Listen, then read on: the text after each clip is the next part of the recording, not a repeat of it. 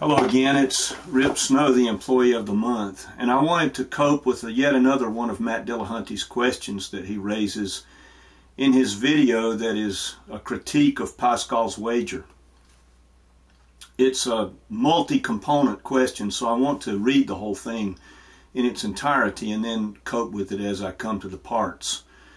Why are you willing to sacrifice your humanity, he says. Sacrifice the sum total of human experience and human interaction, your sense of reality, your sense of right and wrong, the sum total of human knowledge on the altar of a dream.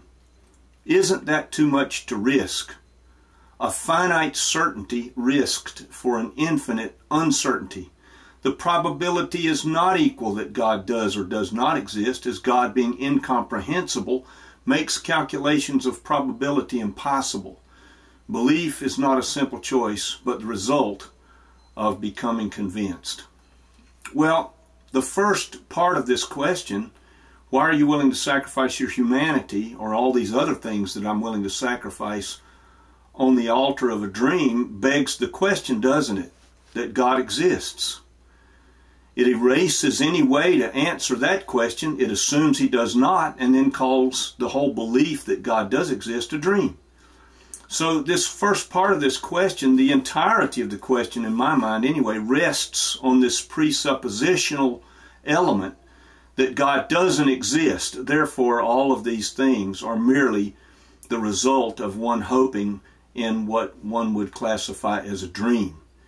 And for the Christian, that is simply not the case. I want to keep my pad here where I can read the remainder of the question as we go. That is not the case. We do not believe in a dream.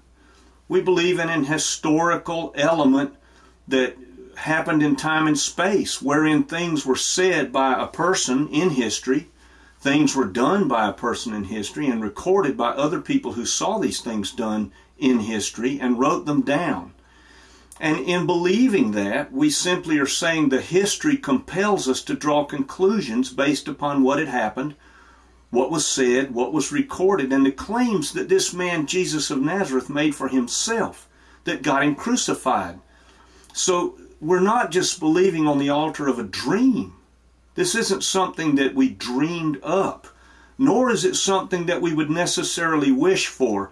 And I would say, for any of you out there who believe that Christianity is nothing but the fulfillment of a desire for immortality and someone to give it, as Ludwig Feuerbach, the 19th century writer, proclaimed Christianity to be.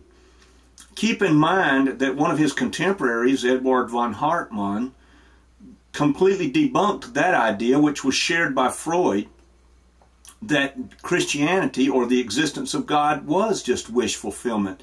And he said, why would that wish fulfillment not swing in both directions? In other words, how is it that if someone wishes for something, that is automatically declaring that the wished for thing or the desired thing is not a true thing? How do you reason that way? And I would add to that wish fulfillment looks to me to be very much the position of the atheist who is defending atheism. I don't know Matt Dillahunty, but I would say, in listening to his videos and listening to his debates, that he very strongly desires that Christianity not be true as a recorded history, and that God himself not exist, because if he's wrong about those things, he himself realizes, of course, that there's a great deal at stake. So the wish fulfillment idea seems to me to be one that is a double-edged axe that swings equally and cuts in both directions. So I would advise anyone who thinks that that's a strong argument against Christianity to release that one, because it really isn't at all. Further, isn't it too much to risk a finite certainty risked for an infinite uncertainty? I suppose it is on naturalism.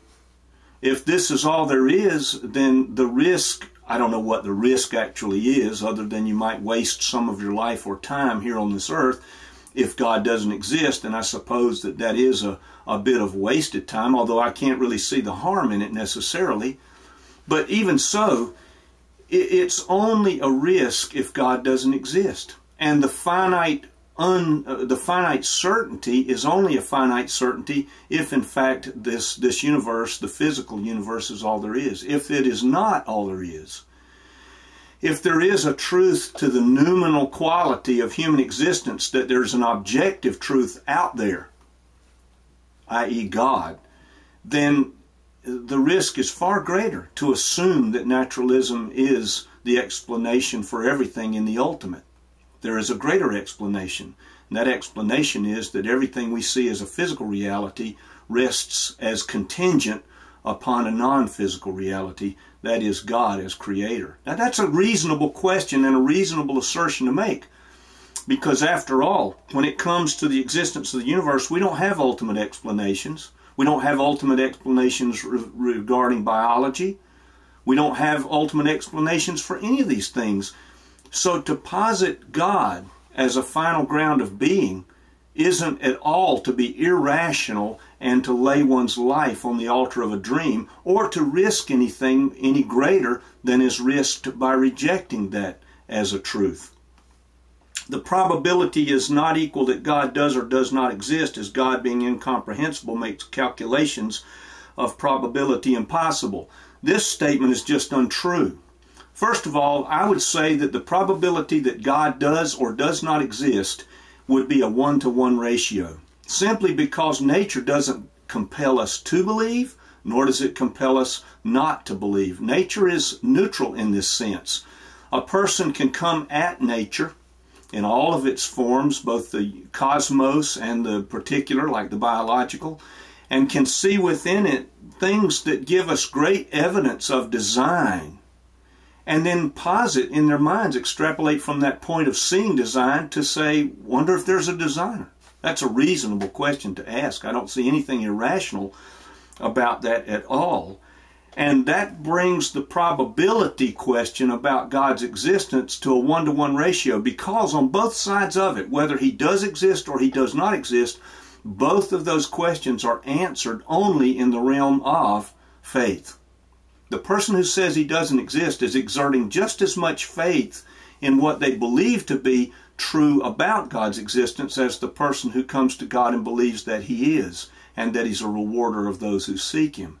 So it is a 1-to-1 correspondence here with regard to probability, and this calculation that Matt Dillahunty points to is simply false.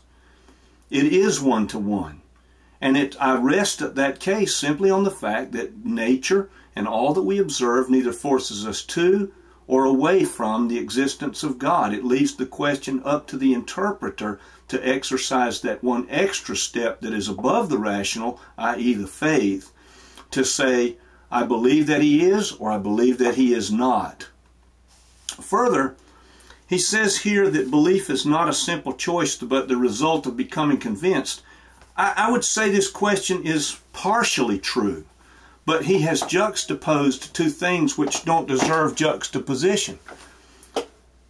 Becoming convinced is what happens to the person after they make the simple choice. That's the way it is for almost every Christian I've ever met.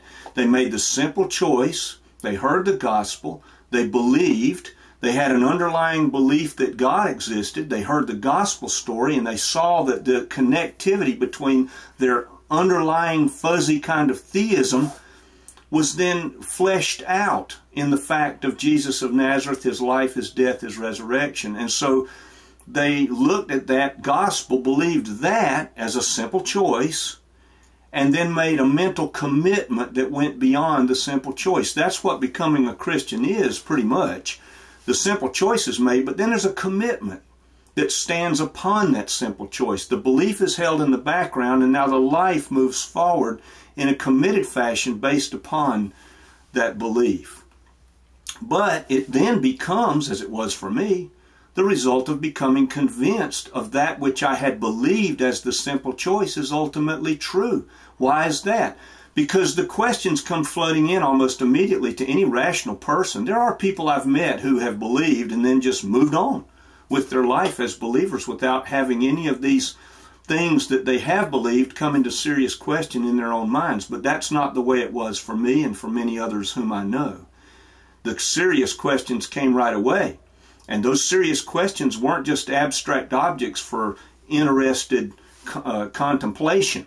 they were problems for me. How come, if God is all powerful and all good, there's all this evil and destruction in the world? How come the river of life, so to speak, or the river of history seems to give as much as it takes away and take away as much as it gives? Those were serious questions for me, but I have found God to be ultimately the explanation that makes sense of all of it. And so I hope that this video helps, and I would not juxtapose simple choice and being convinced. I would say they work in tandem. Thank you very much for listening.